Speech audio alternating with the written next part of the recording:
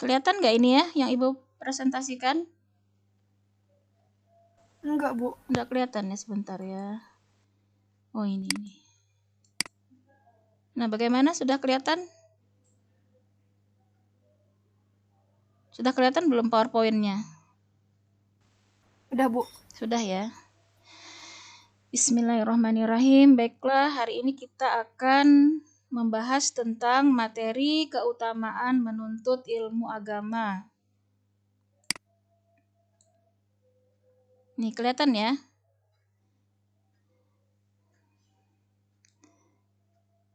Nah, mungkin selama ini di era digital ini ya, kalian lebih banyak memegang HP ya. Anak-anak ya, mungkin sehari bisa berapa jam? Kira-kira.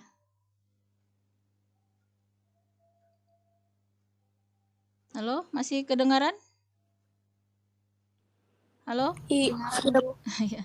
Berapa jam kira-kira sehari memegang HP atau malah 24 jam? Kecuali tidur. Gimana? Berapa?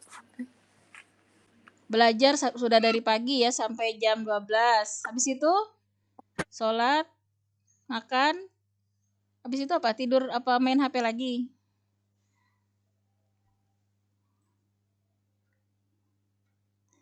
Nah, jadi ini terkait ya dengan pengetahuan kita ya. Pengetahuan kita akan keutamaan sesuatu. Ketika kita tahu ya keutamaannya, maka biasanya kita akan semangat ya untuk mengikuti, termasuk juga nanti keutamaan ya menuntut ilmu agama, supaya kita lebih semangat nanti ya dibandingkan misalnya mengakses Facebook ya, mengakses Instagram misalnya. Kita tahan misalnya berjam-jam ya mengakses IG, sementara kalau udah ngaji baru 15 menit udah ngantuk misalnya ya. Nah, tapi kalau kita nanti paham ya, kita gunakan ya ilmu ya, pengetahuan bahwa menuntut ilmu agama termasuk nanti mengamalkan ya, itu sangat utama, maka kita harus melawan ya. Tugas kita sekarang berperang ya melawan hawa nafsu kita. Jadi memang dorongan yang ada di dalam diri kita itu memang musuh yang sangat berat, bahkan diceritakan ya Rasulullah bersama sahabat ketika perang ya, perang Badar, 300 orang ya dengan sahabat melawan 3.000 orang. Nah, tapi Masya Allah dengan keikhlasan ya, ketulusan, keimanan yang kuat, maka Allah menangkan ya sahabat dan Rasulullah dan sahabat ya. Nah, tetapi kemudian mereka nyatakan alhamdulillah kita sudah menang gitu ya dengan peperangan yang sangat besar. Tapi kemudian Rasulullah katakan ada peperangan yang lebih besar ya dari perang Badar. Nah, maka sahabat bertanya, perang apakah itu? Maka Rasulullah katakan, perang melawan hawa nafsu. Nah, jadi sebenarnya musuh yang dekat dengan kita ya, bahkan ada di dalam diri kita sendiri adalah hawa nafsu kita. Nah, bagaimana kita mengalahkan rasa malas kita ya untuk misalnya mengaji sampai 1 juz 2 juz itu ya. Nah, tapi kalau orang yang sudah paham, kemudian dia merasakan nikmatnya ya dalam iman, Islam dan ibadah, maka dia tidak akan mau berlama-lama dengan kegiatan lain kecuali kegiatan yang dapat mendekatkan dirinya kepada Allah. Nah, termasuk ini penting ya kita pahami dengan hati kita ya, dengan akal pikiran kita, bukan hanya sekedar ilmu begitu, tapi kita pahami ya untuk kita amalkan dalam kehidupan sehari-hari. Kita lanjut ke presentasi. Masih kelihatan ya? Iya, Bu. Ini nggak usah dicatat, nanti Ibu bagikan saja di grup ya. Kalian mendengarkan, melihat saja di sini. Nah, jadi keutamaan menuntut ilmu agama. Jadi yang namanya kalau kita mengaku sebagai Muslim ya. Maaf Ibu sambil invite teman-temannya dulu. Nah, kita kalau mengaku sebagai Muslim ya, maka tidak cukup ya keislaman kita itu tanpa ya pemahaman tentang Islam dan tanpa mengamalkannya.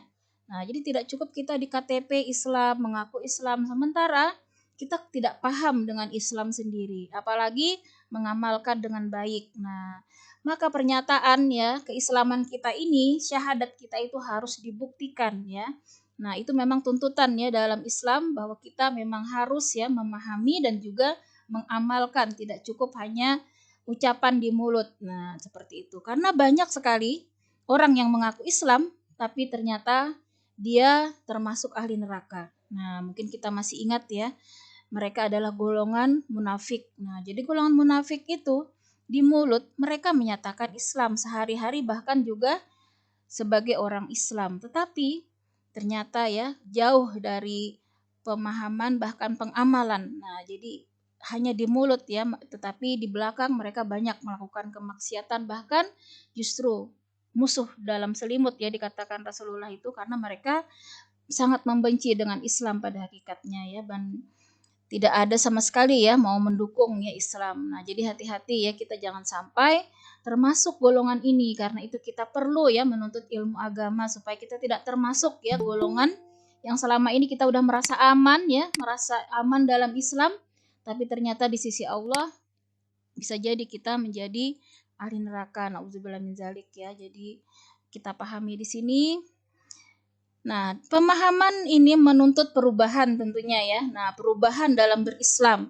Nah, mungkin selama ini kita sholat hanya sekedar menyelesaikan kewajiban ya. Tetapi maksiat masih jalan misalnya ya. Masih juga kita tidak menghargai waktu ya. Masih memilih antara mungkin nonton film sama panggilan azan ya. Masih lebih semangat kalau mengakses tadi IG atau Facebook dibandingkan misalnya melihat ya tentang ilmu-ilmu agama. Nah, berarti ini ada yang salah ya dalam diri kita ya dengan keislaman kita. Nah, karena itu kita perlu sekali ya untuk memahami ilmu agama ini supaya kita di sini ada perubahan ya, perubahan yang tentunya ke arah yang lebih baik. Nah, di sini ya kita melihat. Jadi Ibu ulang gak usah perlu dicatat ya, karena insya Allah nanti Ibu share saja di grup untuk materinya.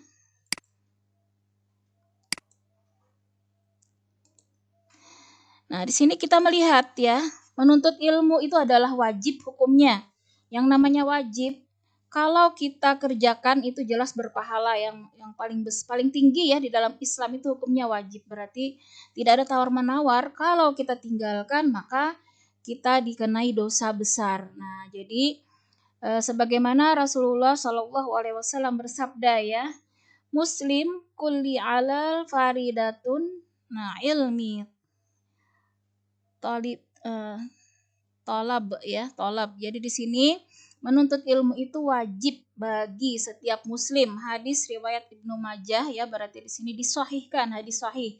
Jadi setiap dalil ya berdasarkan Al-Qur'an maupun hadis yang sahih, ketika di situ ada perintah ataupun larangan, ketika hukumnya di situ wajib, maka tidak ada tawar-menawar bagi kita ya. Ketika kita meninggalkan, maka kita dikenai dosa besar. Seperti misalnya di sini kewajiban sholat ya. Nah, sholat kita tahu itu wajib, maka ketika kita meninggalkan sholat, kita kena dosa yang sangat besar ya. Nah, dengan pemahaman ini ya, dengan hadis tadi, berdasarkan hadis tadi, maka menuntut ilmu itu wajib bagi setiap muslim, baik laki-laki, muslim maupun muslimah. Nah, jadi tidak ada dibedakan ya dalam Islam, wajib bagi laki-laki maupun perempuan. Nah, kemudian bagi kita yang mengaku muslim tadi ya, ketika perintah Allah sudah turun ya tentang kewajiban menuntut ilmu, maka bagi kita adalah sami'na wa ata'na, kami dengar dan taat. Hanya itulah yang terbaik ya, yang Allah inginkan dari hambanya. Nah, di sini Quran surat An-Nur ya ayat 20, surat ke-24 ayat 51. Allah berfirman yang artinya ucapan orang-orang yang benar-benar beriman.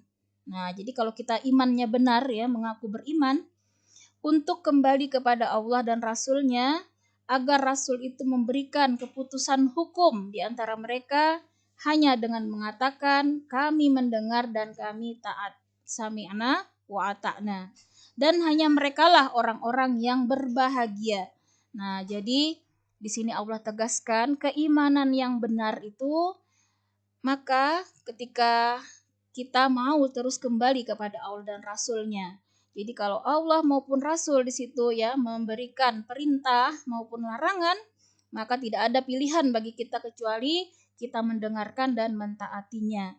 Karena jaminan dari Allah, orang yang mentaati dan mendengarkan ya perintah Allah maupun Rasulnya inilah yang akan mendapatkan kebahagiaan. Nah, jadinya kalau jaminan Allah kebahagiaan ini, maka kebahagiaan dunia dan akhirat ini sudah jaminan. Nah, maka kalau di sini ya, tadi kita ibaratkan sama karena kita tahu ya sholat itu wajib. Maka kita lihat tadi menuntut ilmu juga sama, hukumnya wajib. Maka tidak ada bagi kita tawar-menawar ya. Ketika panggilan azan ya, maka yang paling utama harus kita segera melakukan sholat ya. Nah, kalaupun ada yang lain-lain, kita harus timbang-timbang mana yang lebih. Nah, misalnya ketemu nih antara perintah sholat sama misalnya perintah mengerjakan tugas sekolah. Nah, kalau tugas sekolah ada waktunya lebih lama misalnya ya, masih ada waktu. Sementara sholat, ini kita tidak tahu setelah ini kita masih hidup atau tidak, maka kita utamakan dulu yang sholat ya.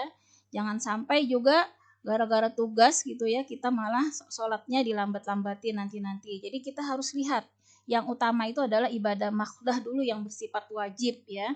Nah, yang lain bisa kita atur kemudian. Nah, seperti ini ya. Jadi namanya menuntut ilmu seperti saat ini ya, kita tahu hukumnya bahwa menuntut ilmu itu wajib.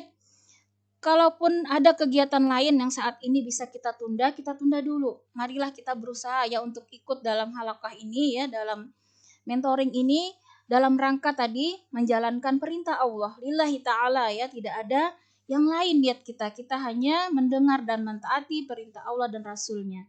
Maka nanti kita melihat ya janji Allah tadi, kebahagiaan yang hakiki ya, maka tidak ada lagi nanti kegalauan, stres ya.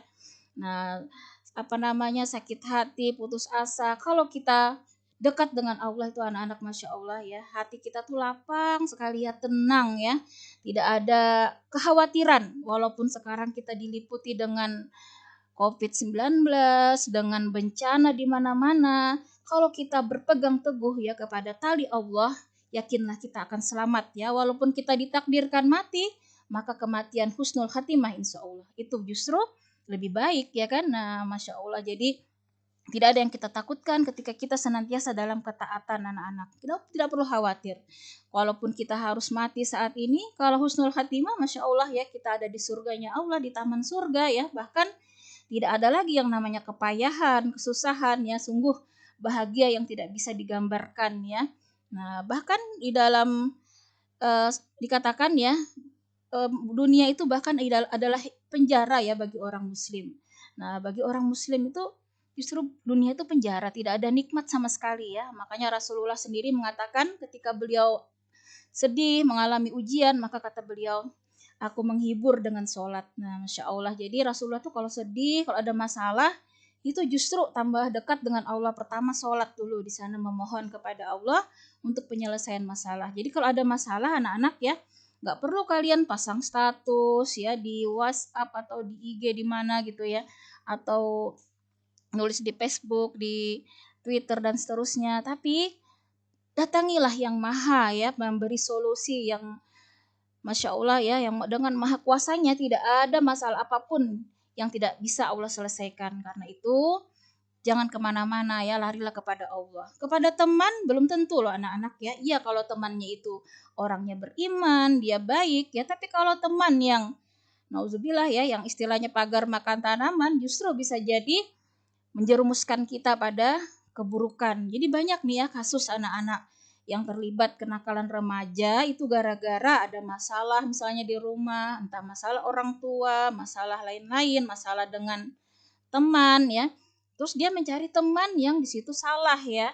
Nah, temannya justru mengajak misalnya dengan, "Ayo sudah kita lupakan saja, ayo kita sama-sama merokok lah misalnya, narkoba, nauzubillah min zalik ya." Mereka itu hanya sesaat ya, tetapi justru ya keburukan lebih besar ya. Nah, nanti itu panjang ya masalahnya ya pembahasannya. Nah, jadi ini dulu yang perlu kita pahami ya, bahwa ketika kita tahu dalilnya tadi ya berdasarkan hadis tadi bahwa menuntut ilmu itu wajib, maka bagi kita hanya berkata sami'na wa ta'na, berarti kita harus mengutamakan ya dan menjadi agenda dalam hidup kita ya menuntut ilmu ini. Jangan sampai kita menyepelekan ya urusan kewajiban yang satu ini ya. Nah, selanjutnya ilmu itu apa? Di sini yang dimaksud ini adalah ilmu itu adalah segala kunci jadi anak-anak ya. Nah, untuk ilmu juga merupakan sarana ya untuk menunaikan apa yang Allah wajibkan kepada kita ya.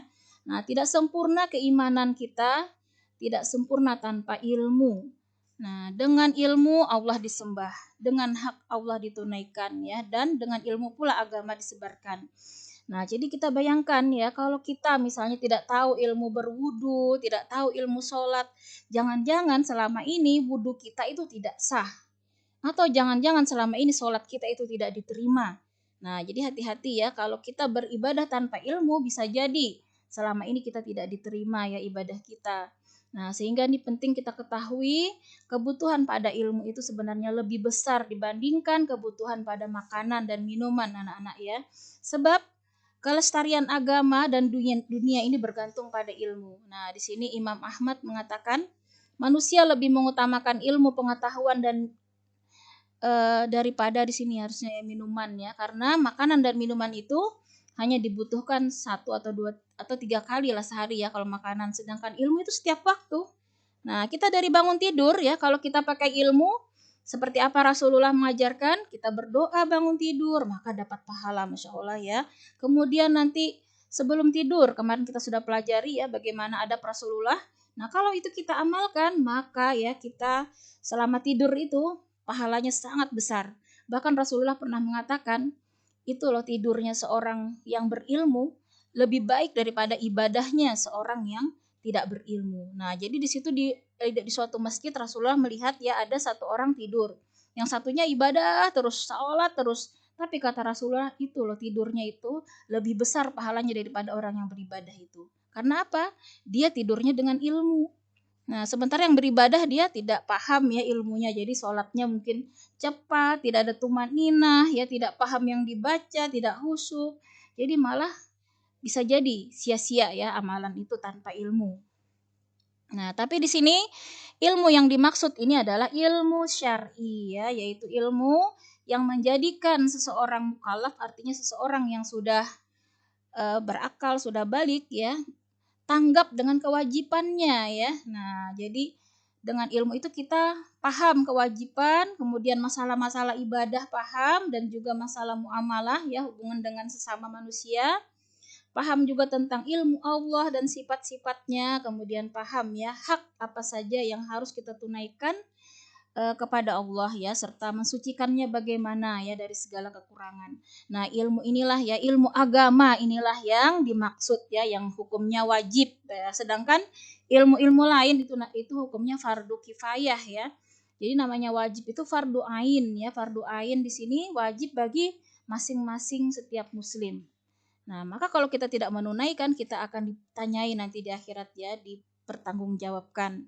Nah, yang namanya fardu kifayah itu kalau sudah ada yang menunaikan, maka kita lepas beban kewajiban ya, misalnya ilmu kedokteran misalnya ya.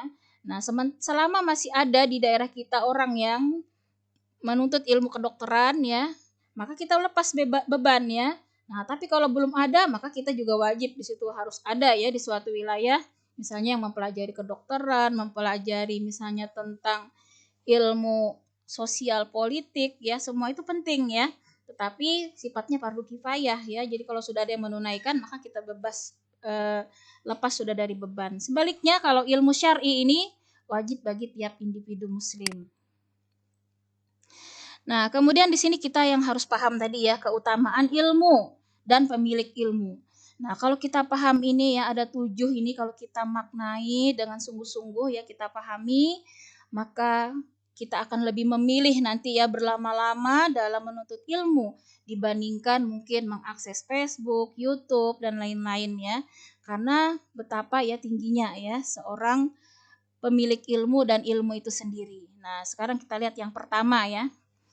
Yang pertama, keutamaan ilmu dan pemilik ilmu. Ilmu menyebabkan, dimudahkan ya, jalan menuju surga. Nih, Masya Allah anak-anak, kalau semangat kalian menuntut ilmu agama, maka Allah mudahkan ya untuk menuju surga. Maka dia itu selalu diberikan Allah kemudahan ya dan petunjuk serta taufik ya, inayah ya, pertolongan untuk istiqomah di jalan Allah ya, untuk selalu dalam kebaikan. Ini bagi orang yang semangat yang menuntut ilmu, maka dimudahkan jalan menuju surga. Yang kedua, nah ilmu itu adalah warisan para nabi. Nanti kita lihat pembahasan satu-satu, Ibu bacakan dulu poinnya ya. Yang ketiga, ilmu akan kekal dan akan bermanfaat bagi pemiliknya walaupun dia telah meninggal. Nah, yang keempat, Allah tidak memerintahkan nabinya meminta tambahan apapun selain ilmu. Yang kelima, orang yang dipahamkan agama adalah orang yang dikehendaki Allah kebaikan nih. Jadi kalau orang yang paham agama itu berarti tanda-tanda Allah cinta ya, Allah menginginkan dia itu menjadi orang baik ya. Nah, jadi bersyukurlah kalian yang sudah terbuka hatinya ya untuk datang ke majelis ilmu ini, mudah-mudahan diberikan keistiqomahan ya. Kemudian yang keenam, yang paling takut pada Allah itu adalah orang yang berilmu. Nah, kemudian yang ketujuh, orang yang berilmu akan Allah angkat derajatnya. Ini kita tujuh ya, kita bahas satu-satu. Yang pertama,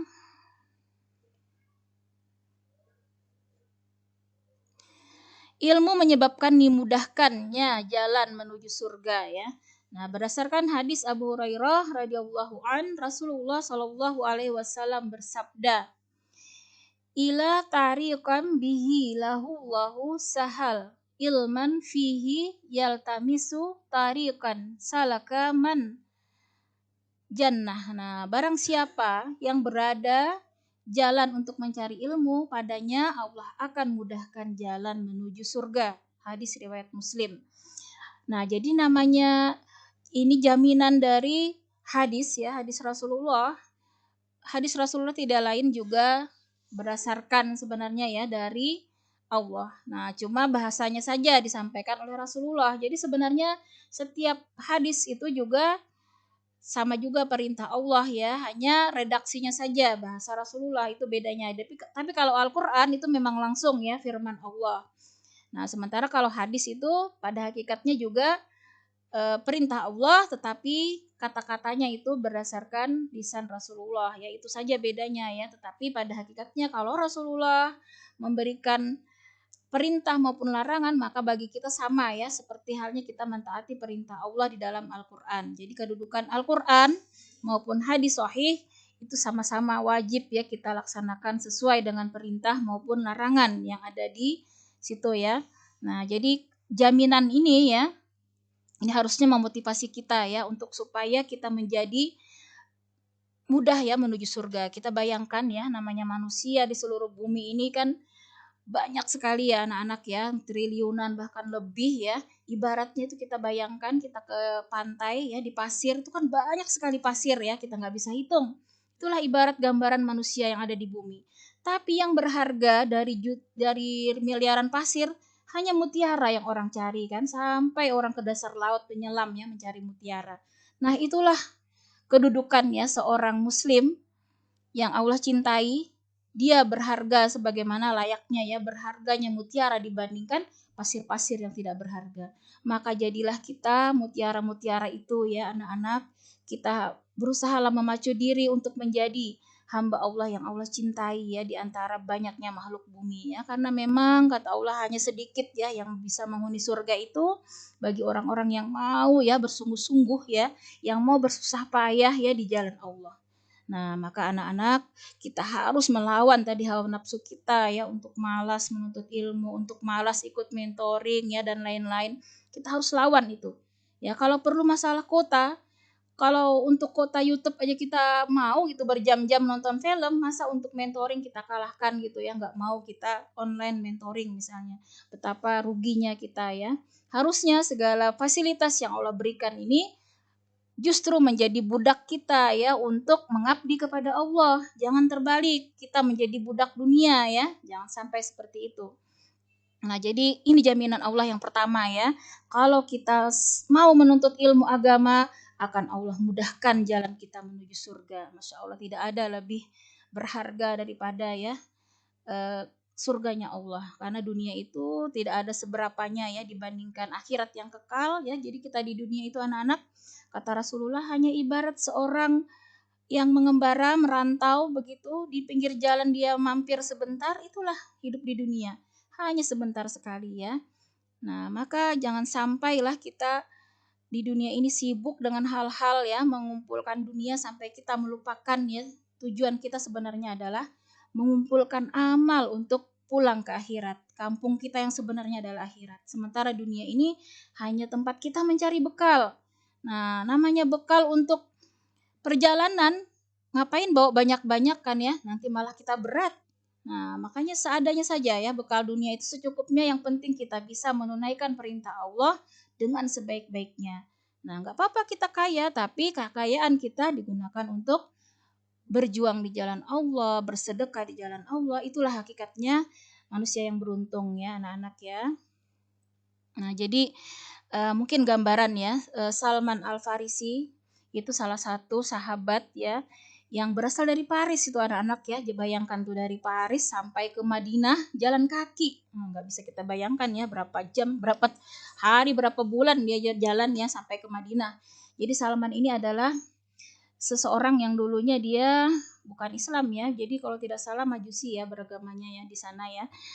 Di Paris begitu. Kemudian dia melihat ada sesuatu yang tidak sesuai dengan penyembahan api itu ya. Dia merasa berontak, jiwanya merasa tidak sesuai. Pasti ini bukan hal yang benar menurut dia ya.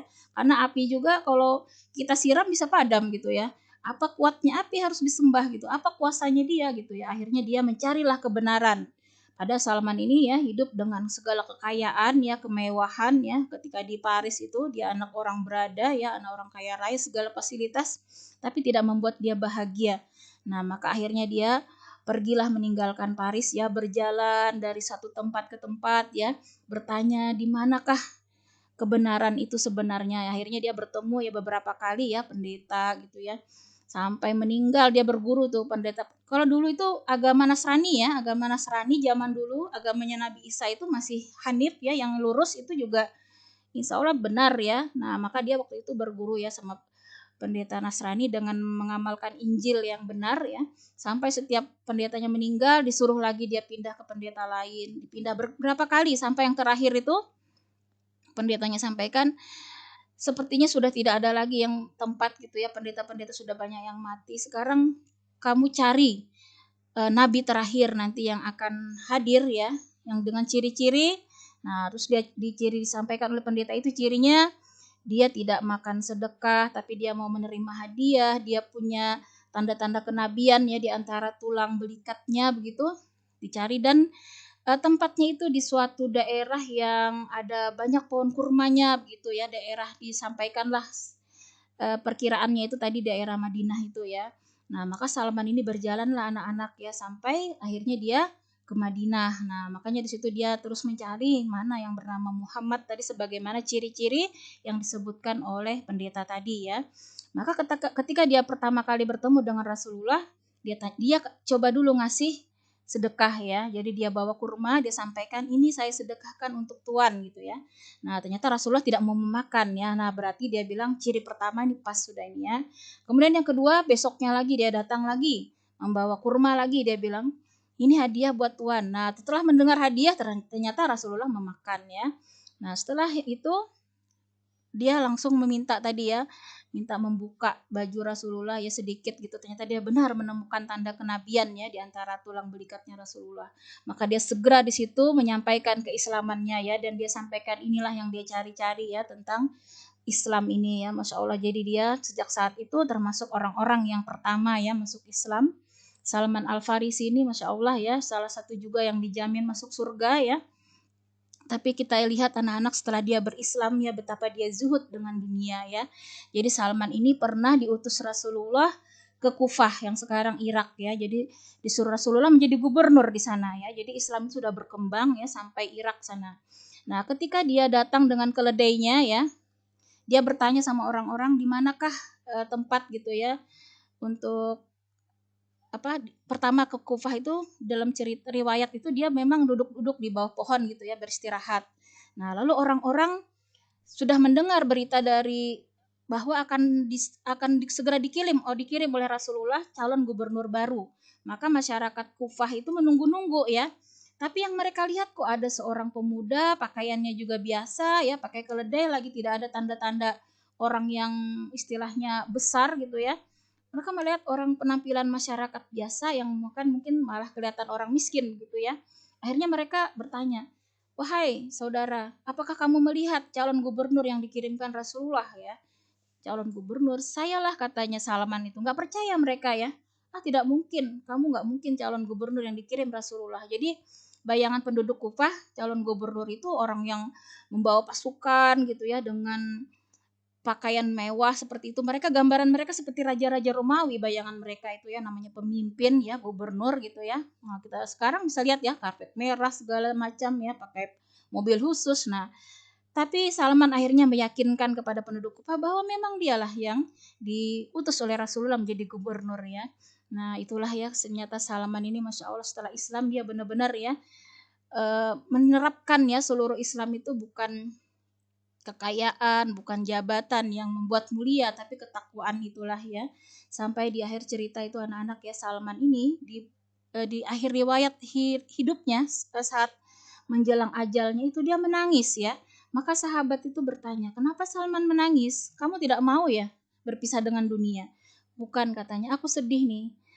Aku masih punya 3 barang yang harus aku pertanggungjawabkan." Bayangkan anak-anak, dia sedih gara-gara mau meninggal masih ada 3 benda yang dia punyai. Takut katanya pertanggungjawabannya bagaimana. Apakah benda itu? Pertama itu adalah karpet anak-anak. Karpet itu dia gunakan untuk menjamu tamu kalau ada, kalau nggak ada ya buat dia berbaring satu-satunya. Karpet yang juga sudah lusuh ya di tempat tinggalnya itu, satu itu barangnya.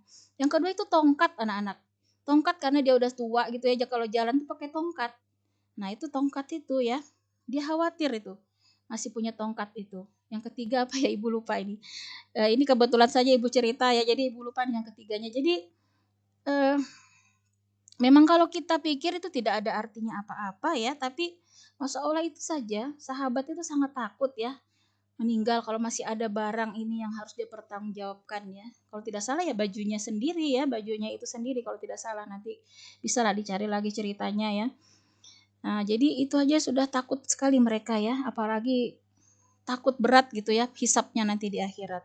Nah, makanya kalau sampai kita di sini ya melalaikan ya urusan menuntut ilmu diantaranya ya, dibandingkan urusan dunia, kita sangat jauh ya dengan sahabat-sahabat itu yang sudah dijamin menjadi penduduk surga ya.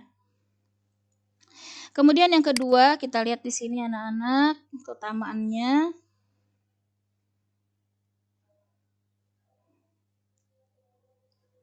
Nah, ilmu ini adalah warisan para nabi. Nah, di dalam hadis artinya ya, Rasulullah bersabda, para ulama adalah pewaris para nabi. Bayangkan itu. Namanya warisan para nabi itu sangat istimewa loh anak-anak ya. Nah, nabi tidak mewariskan harta ya seperti orang-orang sekarang punya rumah untuk anaknya, deposito dan segala macam, tapi yang nabi wariskan itu adalah ilmu ya. Nah, sesungguhnya nabi tidak mewariskan dinar, dirham ya, tetapi ilmu inilah ya warisan nabi. Maka dari itu kata Rasulullah ya, barang siapa mengambilnya, ia telah mengambil bagian yang cukup nih, bayangkan. Nggak perlu kita ketakutan, kekhawatiran apa-apa ya kalau kita mengambil warisan nabi. Nggak perlu kita khawatir nanti saya kayak apa hidupnya, nanti kalau sudah tua saya gimana, nggak perlu kita khawatir. Kalau kita mengambil warisan Nabi berupa ilmu, Allah akan jamin ya hidup kita dunia akhirat itu bahagia. Nggak perlu kita stres kayak orang sekarang ya, sibuk menabung segala macam misalnya untuk mikirkan hari tua.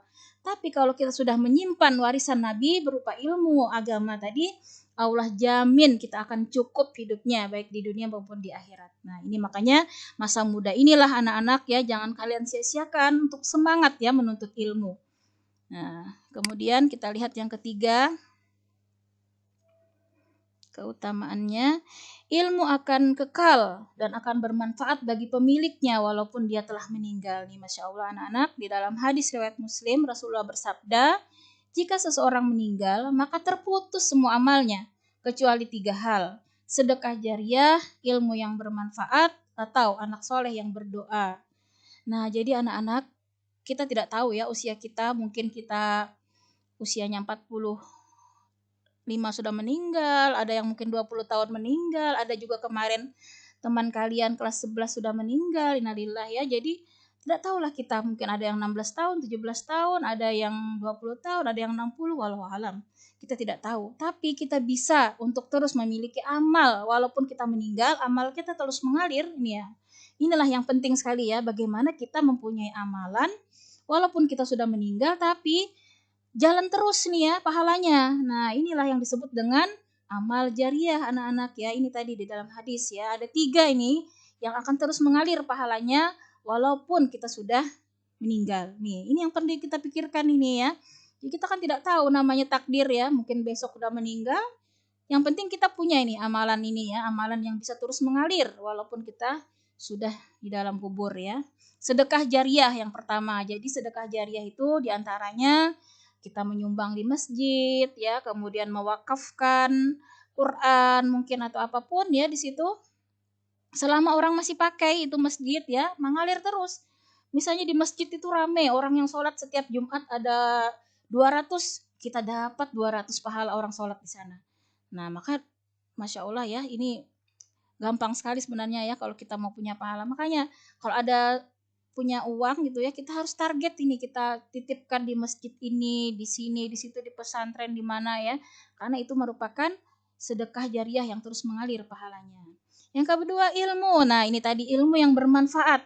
Nah, jadi ilmu ini anak-anak ya, misalnya nih kalian nanti jadi ibu-ibu semua ya, insya Allah ya, mau kan, nggak mungkin nggak ada yang mau ya, nggak punya anak nantinya ya.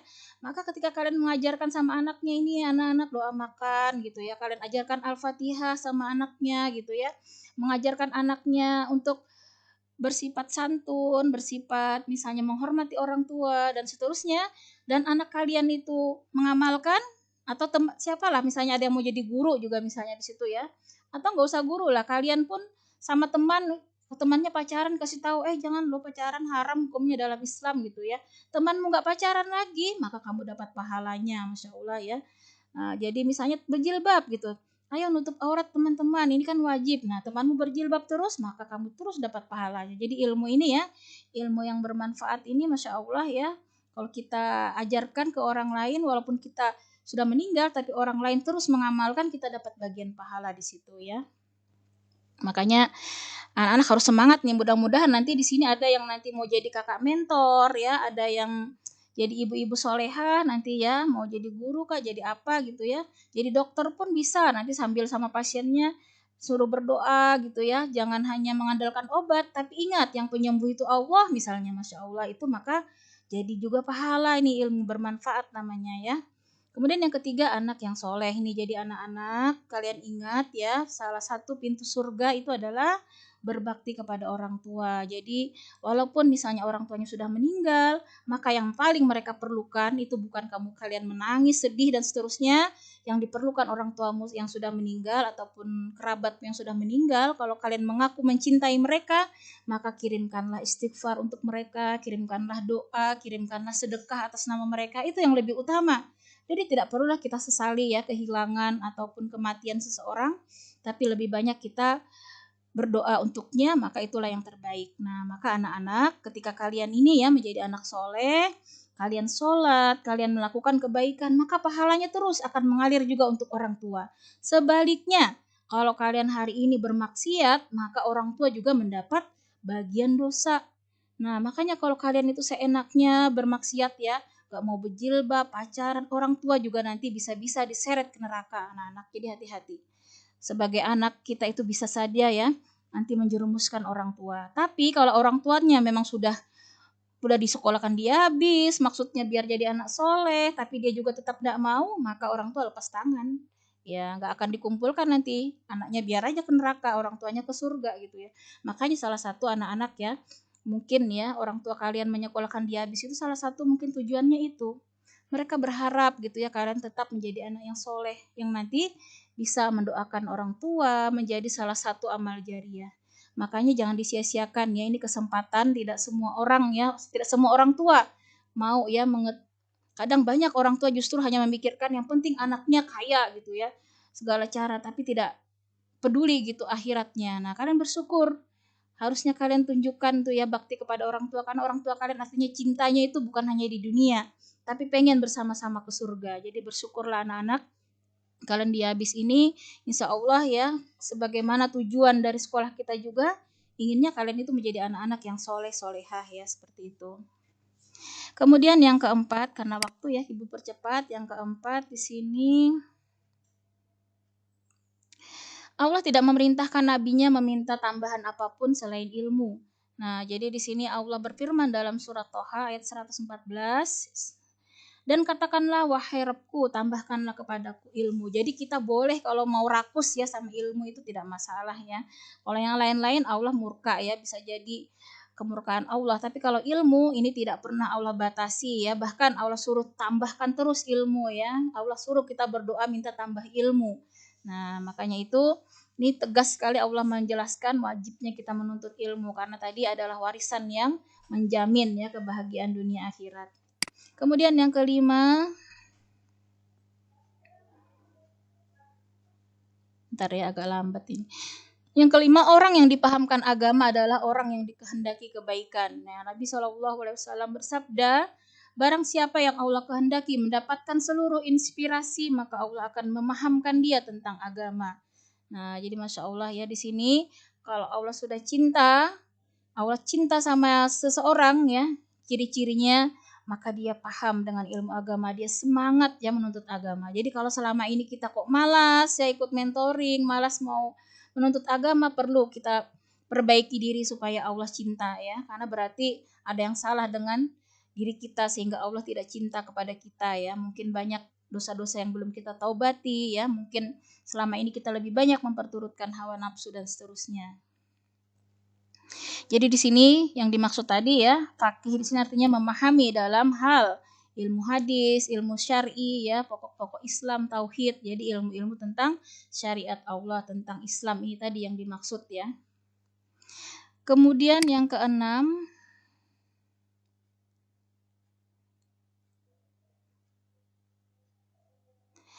yang paling takut pada Allah adalah orang yang berilmu. Nah, di sini kita perlu merenungkan ayat ini ya. Sesungguhnya orang yang takut kepada Allah di antara hamba-hambanya hanyalah ulama.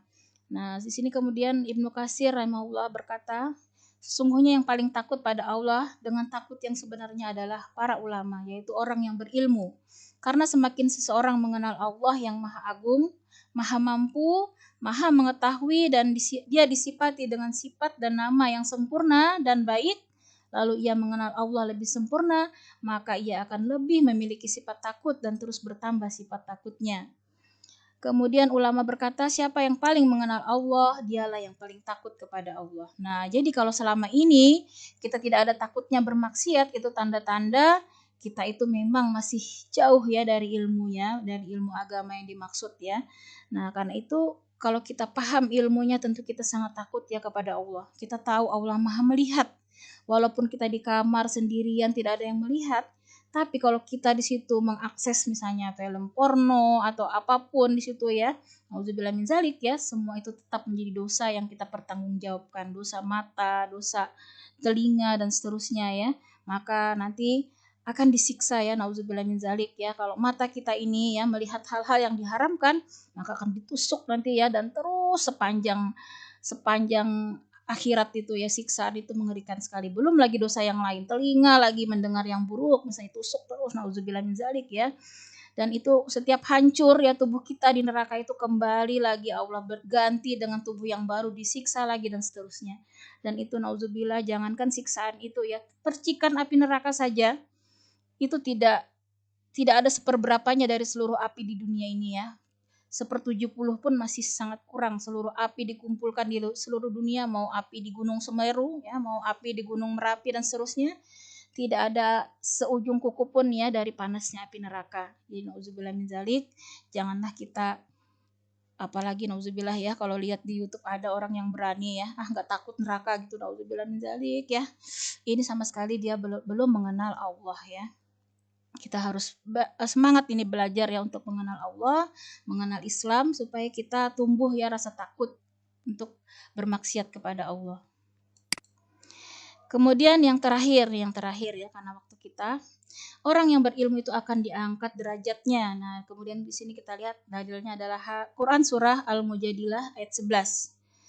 Niscaya Allah akan meninggikan orang-orang yang beriman di antaramu dan orang-orang yang diberi ilmu pengetahuan beberapa derajat. Nih, Masya Allah ya. Jadi di dunia itu juga sudah Allah janji ya akan Allah muliakan, dan di akhirat juga mendapat derajat yang tinggi di surganya. Jadi surga Allah itu memang bertingkat-tingkat ya anak-anak. Semakin kita dekat dengan Allah, semakin kita paham tentang ilmu agama dan mengamalkan, maka diangkat lagi derajatnya. Jadi semakin bertambah ilmu kita dan kita amalkan, surga akan meningkat. Nah, jadi tetaplah semangat anak-anak ya untuk mengikuti kajian ini supaya ilmu kita terus bertambah dan supaya juga iman kita ini terus hidup ya, karena ibarat makan tadi ya, justru kalbu kita, hati kita ini lebih perlu makanan ya daripada tubuh kita sendiri. Nah, karena kalau kita sudah kurang ya makanan iman ini, maka iman kita itu bisa sakit ya, bisa mati. Nah, nauzubillah min dzalik ya, kalau sudah sampai summun bukmun umyun kata Allah di Al-Qur'an ya, ibarat kita itu buta tuli ya. Seperti itulah ibaratnya kalau sudah mati hatinya, tidak ada lagi pengaruhnya. Dikasih nasihat itu seperti angin lalu ya, dia ketawa-ketawa aja bermaksiat, tidak ada takutnya ya. Nah, inilah demikian anak-anak, insya Allah ya materi kita. Nanti Ibu share di grup insya Allah, jadi tidak perlu kalian catat ya. Baiklah, Ibu kembali ke layar ya. Sebelum kita akhiri, ini ada 10 orang ya yang hadir ya. Ntar Ibu foto dulu ya di sini daftarnya yang hadir supaya terekam ya nama-namanya. Harusnya kelas 10 berapa orang ya? Ibu lupa. Ahwatnya berapa orang? Halo, ada yang bisa informasi? Kelas 10. Berapa, Nara? 10. Berarti ini 10 tambah kelas 12 ya. Masih banyak yang belum bergabung. Nanti tolong ya Nara ya, temannya diinfokan ya yang belum masuk ya. Karena memang kalian juga nggak kenal ya teman-temannya ya, karena selalu online ya. Tapi insya Allah diinfokan saja mungkin di grup kelas ya untuk bergabung. Linknya kemarin bisa di-share ya, yang belum bergabung silakan bergabung, dan yang belum hadir pada hari ini mudah-mudahan nanti Allah mudahkan untuk hadir ya pada pertemuan berikutnya ya, amin. Ntar Ibu simpan dulu anak-anak.